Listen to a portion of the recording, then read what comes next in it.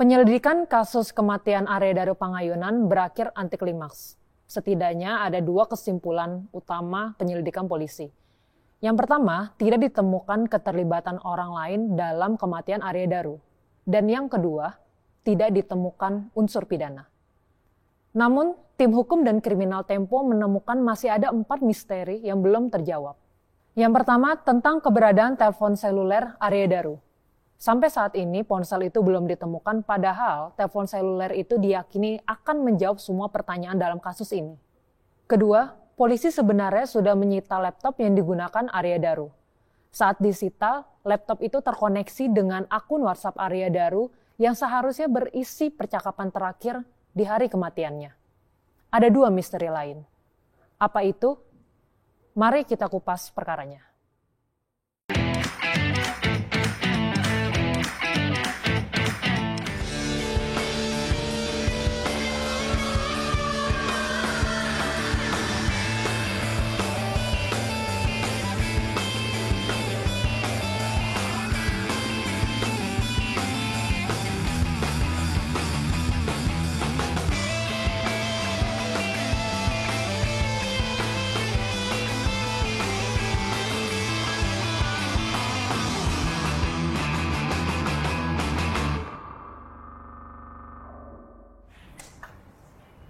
Halo Bang, sorry kita telat.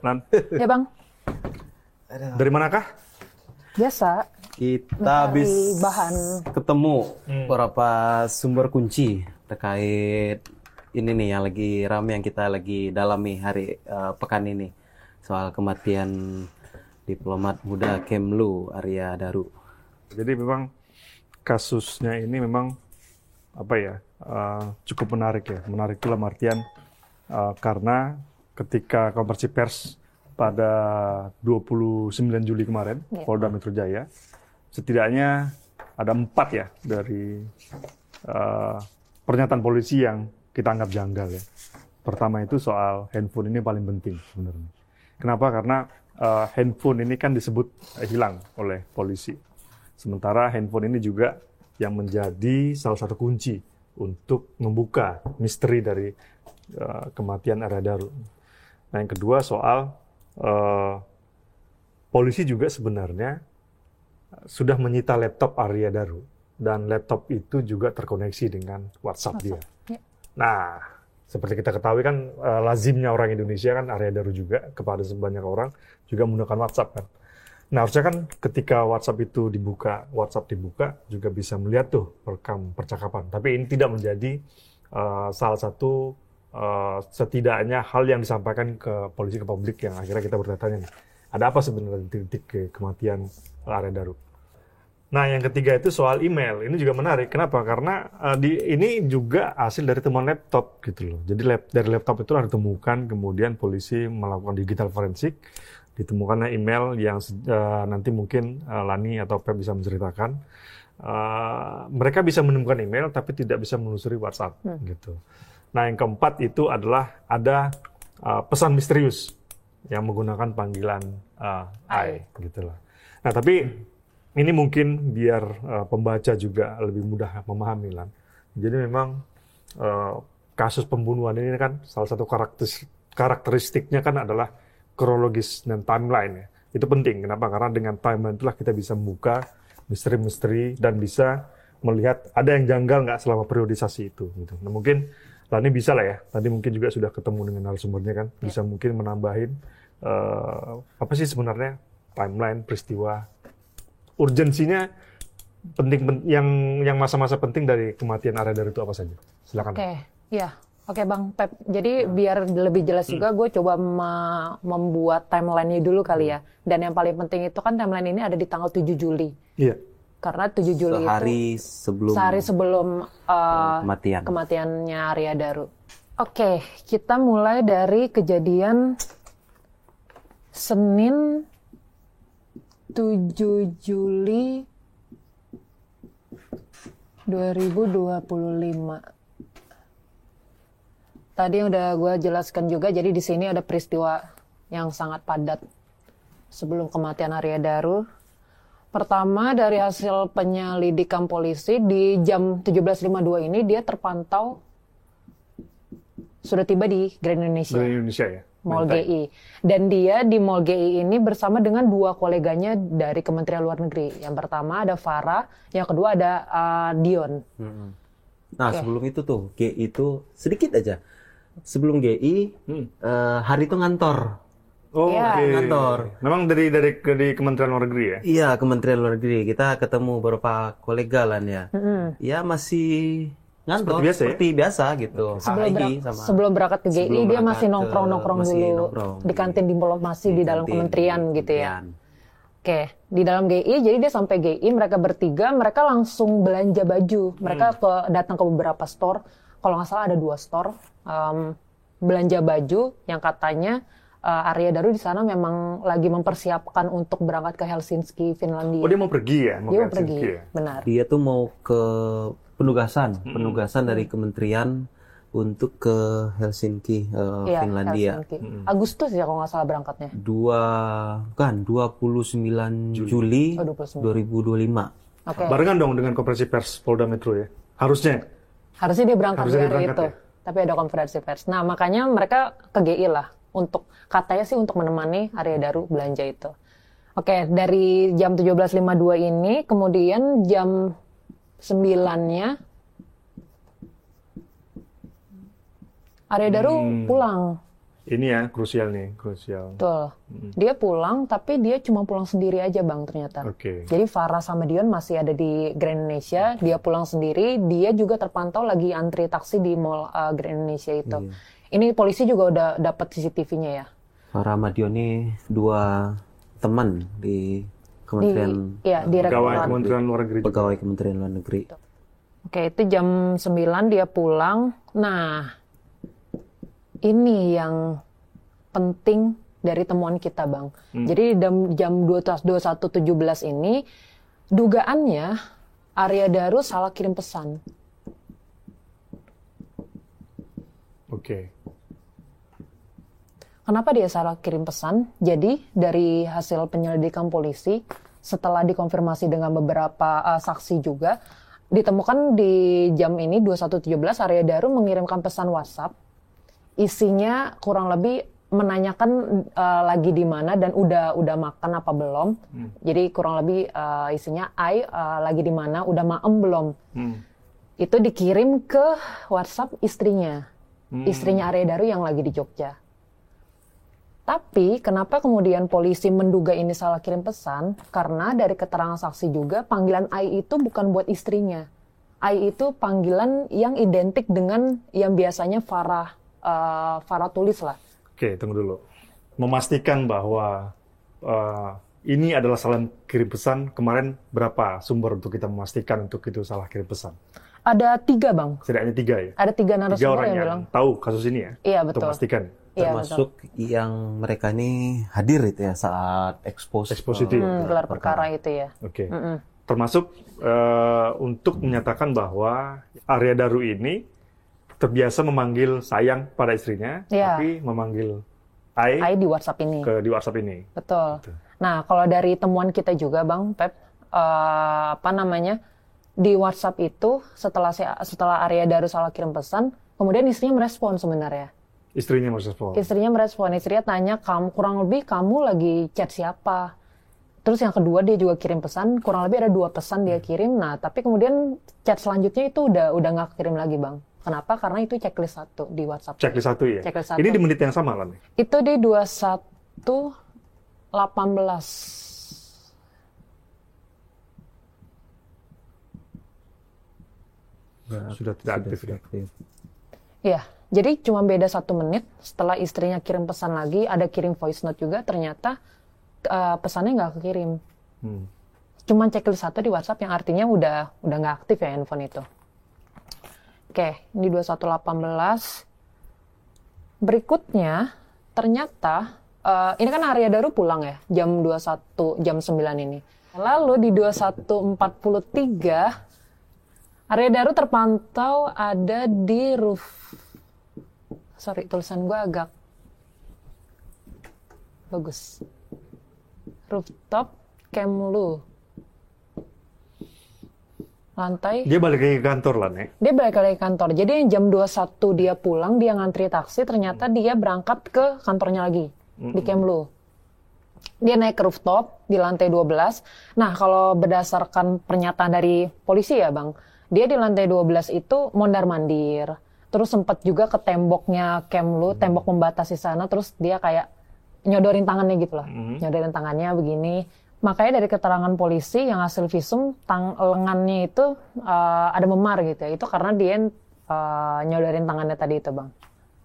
Terus di 22.15, ternyata Farah chat Arya. Nah, di 22.15 ini, Farah itu ngechat Arya.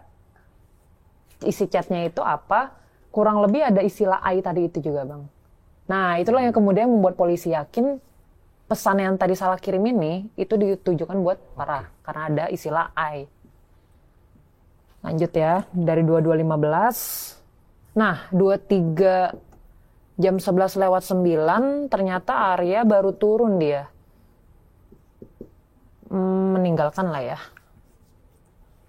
Arya meninggal. Kompleks Kementerian Luar Negeri ya? Ya. Kemlu. Nah, jam 11 lewat Arya meninggalin rooftop, dia turun ke bawah, tapi kalau menurut polisi dia udah nggak bawa lagi tas belanjaannya itu, Bang. Pas dia naik ke rooftop, dia bawa tas belanjaan, bawa tas ransel, tapi pas turun nggak bawa lagi belanjaannya gitu itu. ya. Ditinggal.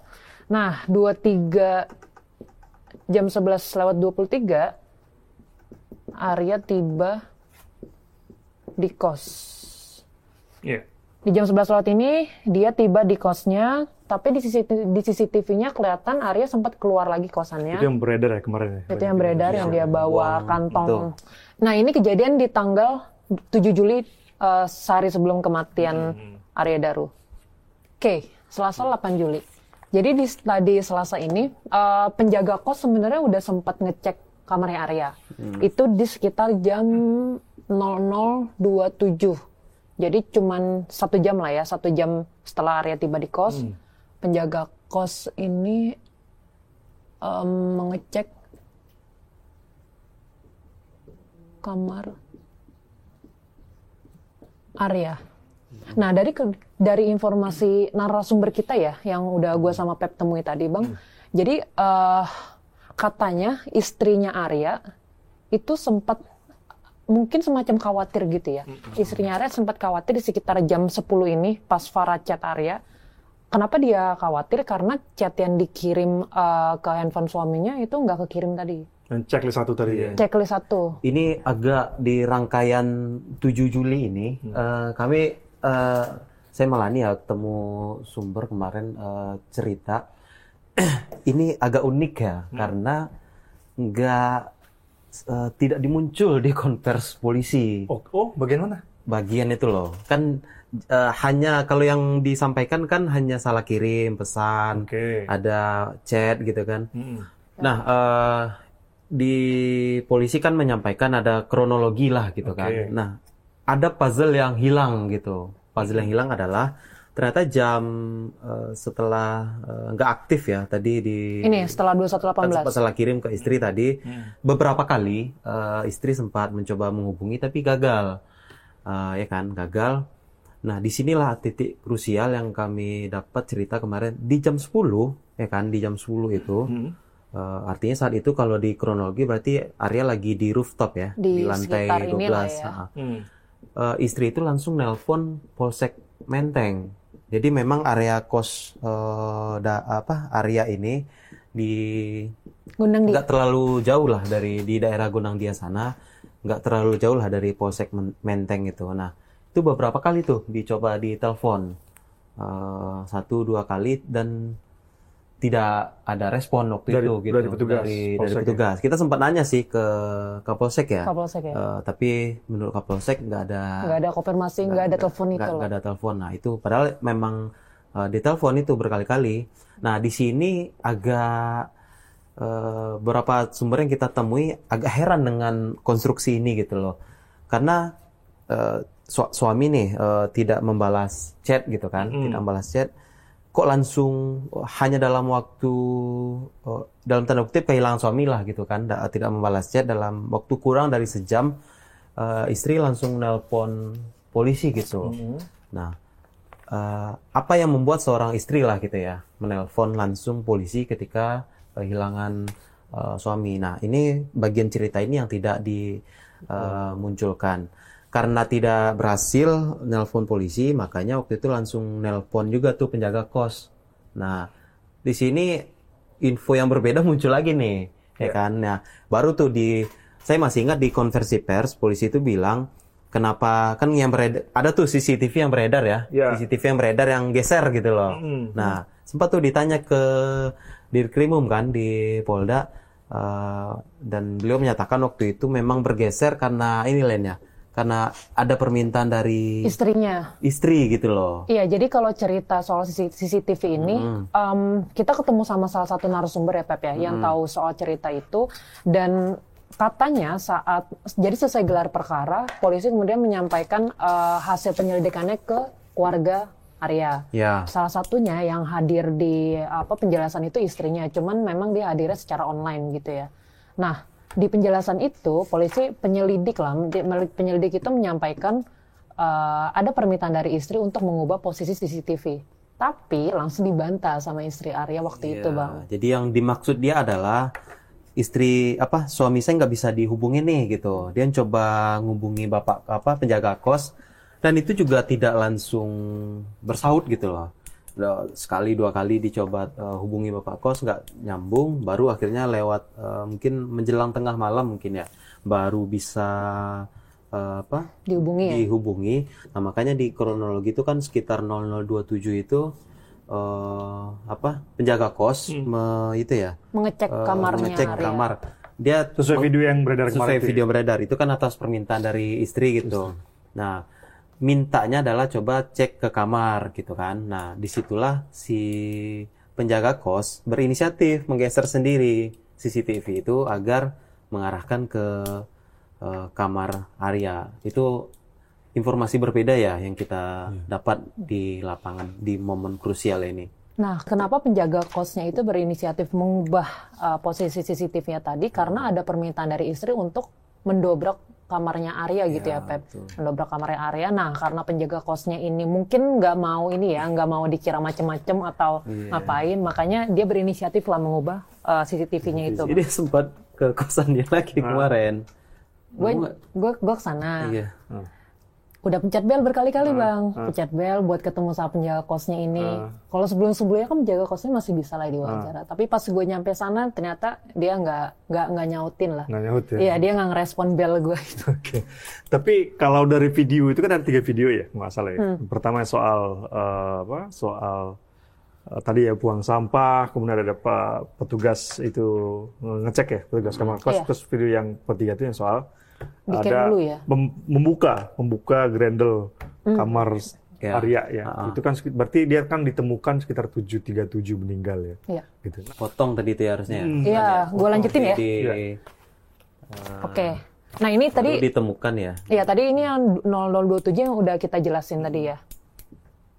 Penjaga kos ngecek kamar. Nah, ternyata di jam 5.20 dan jam 2 kali nih ternyata 05.27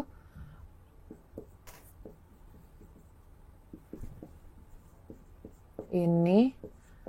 Nah, di jam 5.20 kemudian 7 menit setelahnya ternyata penjaga kosnya itu ngecek lagi nih kamarnya Arya.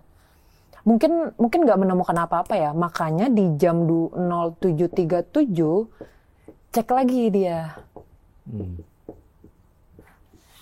Nah, inilah puncaknya. Ketika penjaga kos ini mengecek yang terakhir kalinya di kamar Arya, di sini ditemukan Arya itu sudah tewas gitu. Dengan kondisi kepalanya dibalut plastik dulu ya. Plastik, terus barulah dia dililitin lakban.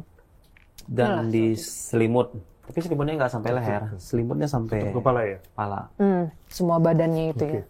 Nah, dari rangkaian ini kan sebenarnya terlihat ya, kalau saja ini terdokumentasi rangkaian ini kan, terdokumentasi katakanlah dengan misalnya handphone mungkin bisa menjawab itu kenapa handphone itu penting. Dan tadi kan juga ya diceritakan ya, kalau Pep tadi menceritakan yang konferensi pers itu juga polisi menyatakan bahwa handphone Arya itu hilang.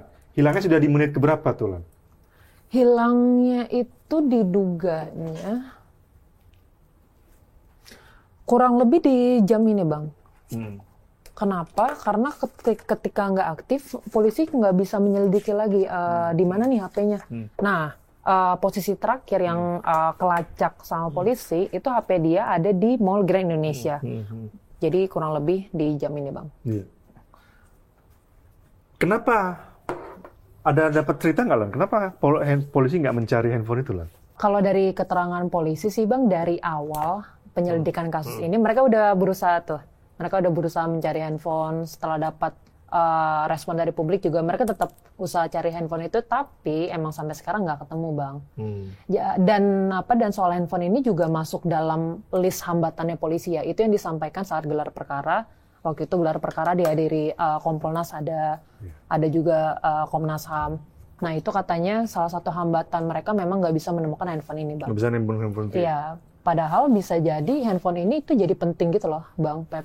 Kenapa? Karena dia ini ya bisa ngecek percakapan terakhir.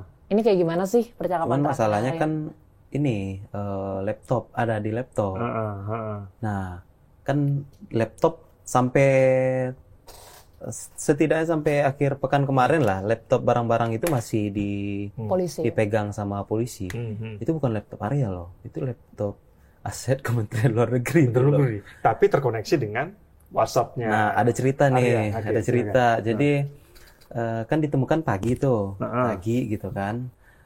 Mayatnya ditemukan pagi. Ya, mayat Arya ditemukan Selasa pagi gitu. Nah, mulai kan cari barang bukti yang lain-lain gitu kan. Nah, ternyata laptop Arya itu masih ditinggal di kantor, di kantornya di Kementerian Luar Negeri gitu. Dan teman-temannya, jadi yang pegang laptop itu pertama bukan polisi, tapi teman-temannya dulu tuh di Kementerian Luar Negeri. Nah, karena polisi minta, ternyata setelah dicek masih nyambung sama WA-nya di laptop itu gitu.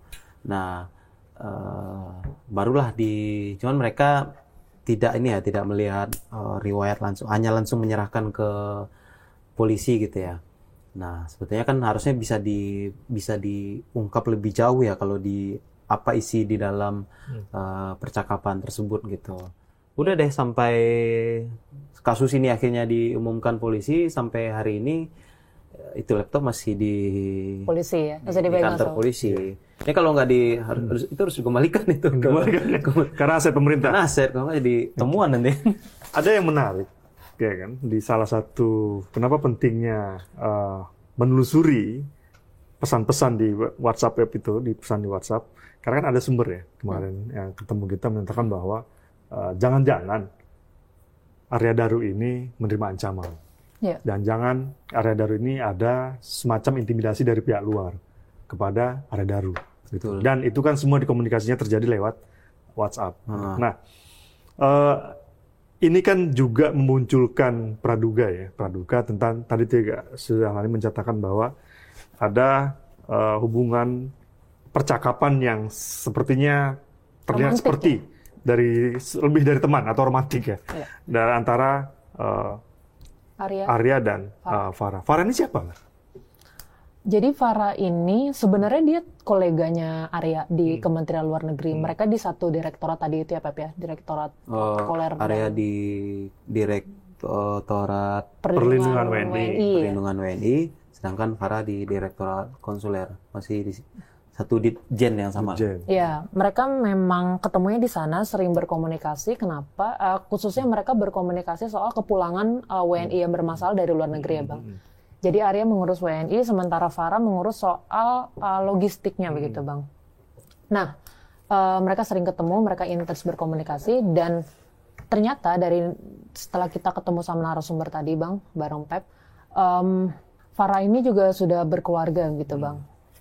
Dan info yang kita dapat, suaminya Farah ini salah satu tentara ya. Salah satu tentara yang kita coba telusuri, ternyata di tahun 2024 dia mengomandoi kapal perang Indonesia. Gitu.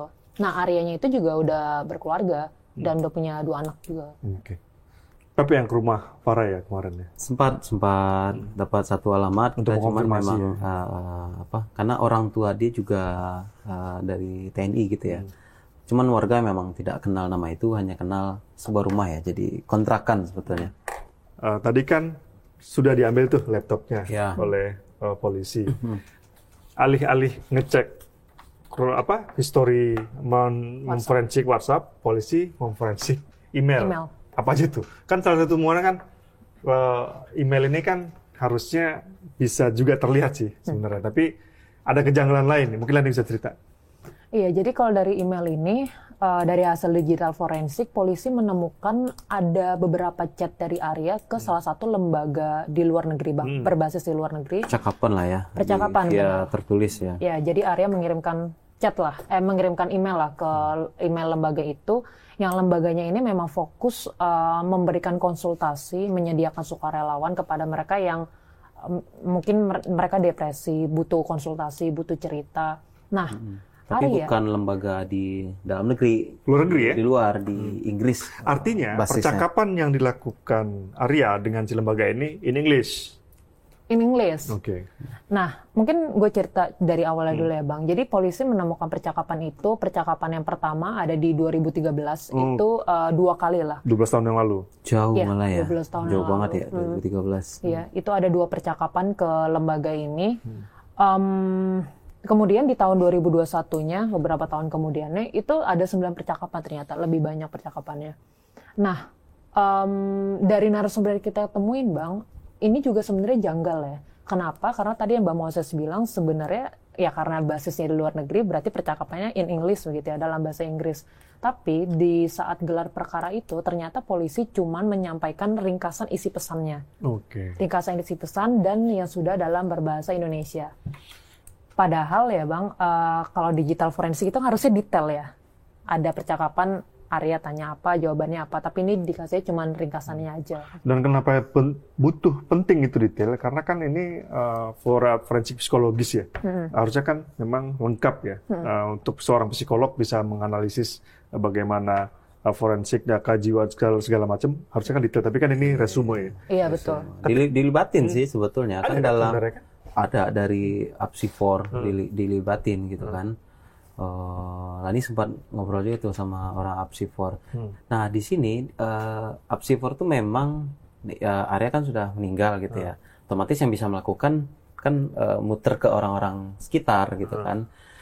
Ada 2 versi sih. Kalau bagi teman-teman dia di Kementerian Luar Negeri tidak melihat ada ini ya, ada apa ya? Mental yang tidak ada tanda-tanda. Tidak ada tanda-tanda selama ini memang ada perfeksionis. Nah, itu misalkan itu dari teman juga cerita. Tapi tanda-tanda ada masalah dalam hidupnya gitu lah. Iya, mental gitu tidak pernah terlihat. Satu orang yang peserta gelar perkara cerita ke kita ada indikasi smiling depression gitu, dia cerita. Tapi lagi-lagi ada catatan tuh di Apsifornya. Pertama, ini tuh multifaktor gitu. Jadi tidak ini karena ini ya, bukan. Jadi ada multifaktor. Dan kedua, diakui ada harus diakui itu pasti ada keterbatasan karena kan bukan orang pertama ya yang dicek gitu, tapi orang sekitarnya. Orang sekitarnya. Itu kan yang kemarin hasil obrolan dengan teman Apsifor kemarin. Apsifor, benar. Jadi kalau cerita dari Apsifor, mereka udah total periksa 7 orang lah. Itu keluarganya. Warga dekat ya? Teman-teman kerja di Kementerian Luar Negeri. Tadi mungkin soal yang multifaktor itu ya, Pep. Dari Apsifor ini, mereka mengecek pekerjaannya Arya ini seperti apa. Setelah dicek, ternyata dugaannya Arya ini memang, dia itu mungkin semacam harus berempati lebih ya Bang, karena dia kan berurusannya dengan WNI di luar negeri. Makanya kalau Apsifor menyebutnya burnout. Burnout ya? Burnout. Salah satunya tadi karena dia harus memberikan empati yang lebih besar, makanya dia jadi burnout. Dan Arya juga dugaannya dia ini tipikal orang yang susah mengekspresikan emosi negatifnya Bang. Jadi dia tahan, dia pendam. Tapi ya kan lagi-lagi itu dari apa? Sekeliling ya. Benar, itu dari sekeliling. orangnya langsung gitu kan. Nah kita kan juga mengirim koresponden. Ini kan Arya kan dan keluarganya kan tinggal di Jogja ya. Baik keluarga dari keluarga Arya maupun keluarga istrinya kan semua tinggal di Jogja. Nah, apa cerita dari Jogja, Pep? Nah, iya kita di Jogja kita juga berusaha ya menemui pihak keluarga ya. Ini sebetulnya pihak keluarga dari istri Arya gitu. Jadi mertuanya adalah guru besar di UGM, tinggal di Yogyakarta, kan di situ.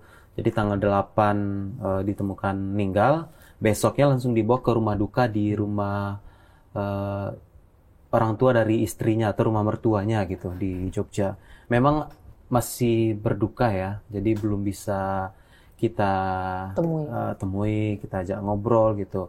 Tapi setelah konferensi pers polisi, nah di situ nih keluarga langsung menyampaikan pernyataan terbuka lewat kakak ipar dari Arya bahwa intinya mereka ada satu kalimat yang penting gitu Bang, bahwa tentu mendukung proses ini profesional dengan seterbukanya dengan terang gitu. Tapi ada satu kalimat memang apa yang dialami, apa yang disaksikan oleh keluarga dalam kasus ini itu menjadi pertimbangan gitu. Nah, di sini agak match ya ketika kita melihat ternyata kok fakta bahwa istrinya ikut mencari dan menelpon malam itu kok agak hilang gitu dari apa yang disampaikan polisi gitu. Polisi tidak menyebut ya? Polisi tidak menyebut itu gitu. Soal sosok Arya Darus sendiri di mata teman-temannya, apakah orang yang tadi yang kata Lani? Nah, itu yang perfeksionis. Orang-orang di sekitar itu melihat Arya Daru ini ya tidak terlihat ada satu kata yang muncul ya, misalkan perfeksionis ya udah, tapi tidak ada mereka kita kan ketemu juga ya sama teman kecil dari Arya Daru ya di Jogja sana gitu. Tidak ada terlihat ada gangguan mental dan lain-lain. Bahkan dia itu kan mau pamit ya ke Finlandia ke tanggal 29 Juli. Nah, sebulan sebelum itu dia sempat pamit gitu. Ya. Bahkan anaknya yang sekolah di Jogja juga dia pamit ke orang tua dari teman-teman anaknya yang satu sekolah gitu. Nah, kalau di Kementerian Luar Negeri itu Bang, penempatan di Helsinki itu wow gitu. Oh, prestise gitu. Kan di sana pendidikannya bagus ya. Iya, jadi yang 1 bulan sebelum insiden ini, yang tadi yang Pep cerita itu Bang, Arya sempat ketemu sama teman-temannya, sempat ketemu sama keluarganya. Nah, di sana tuh Arya mengekspresikan kebahagiaannya gitu, Bang. Kenapa? Karena tadi yang Pep bilang di sana pendidikannya oke. Mereka sudah mempersiapkan anak-anaknya nanti akan mendapatkan pendidikan yang bagus di Helsinki. Dan mereka pun udah bikin paspor untuk keluarganya, Bang. Ibunya, ayahnya, mertuanya. Oh, dibikin semua ya? Udah dibikin paspor, udah booking hotel juga, udah pesan tiket pesawat. Itu makanya keluarga juga sudah bersuara ya, seperti yang keluarga sudah di hari konferensi pers polisi, teman polisi, kan ada 2 ya sebenarnya polisi itu yang poinnya ya. Pertama adalah tidak menemukan unsur pidana, yang kedua adalah tidak ada orang lain yang terlibat dalam kasus ini. Itu yang kemudian keluarga juga tidak puas dengan hasil penelitian itu. Betul, keluarga tidak puas. Kita dapat di detik-detik terakhir waktu itu ya, sekitar hari Jumat, keluarga tuh dapat paket misterius. Oh ya? Iya, dapat. Di Jogja situ ya? Di Jogja. Nah, ceritanya itu tanggal 9 Juli, Bang.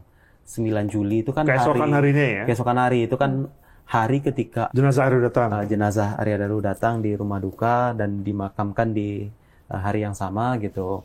Nah, keluarga ini dapat tuh paket misterius semacam amplop coklat gitu. Nggak diketahui pengirimannya ya? Nggak ada namanya. Isinya juga lebih aneh lagi. Isinya itu styrofoam yang udah dibentuk lah gitu. Ada 3 objek tuh di dalam styrofoam itu. Udah itu aja, nggak ada isi apa-apa. Apa objeknya itu? Saya masih ingat nih gambarnya Bang. Saya coba gambar ya. Wah, ini kebanyakan tulisan Indonesia nih, gimana ya? Nih, styrofoam pertama, bunga. Kayak gini lah bentuknya, saya masih ingat tuh. Kayak styrofoam putih aja gitu. Ya kan? Ini sebesar itu, Feb? Sebesar itu styrofoamnya? Saya juga nggak pegang Kecil sih. ya? Saya lihat itunya, Kecil ya? lihat karena masuk di kecil amplop karena ya masuk dia. di amplop ya. Amplop ya, Ada amplop di coklat ya? fotonya waktu itu. Styrofoam pertama, styrofoam kedua ya gambar bintang. Bintang, ciri khas Bintang. apa tuh Pep bintang ini? Nah itu yang saya juga nggak tahu. Bahkan keluarga pun juga nggak tahu gitu. Baru yang terakhir, gambar simbol hati. 3 ya? Hati, Tiga. bintang, sama bunga. Hati, bintang, bunga. Kira-kira apa nih, teman-teman? Artinya nih. Saya juga nggak tahu.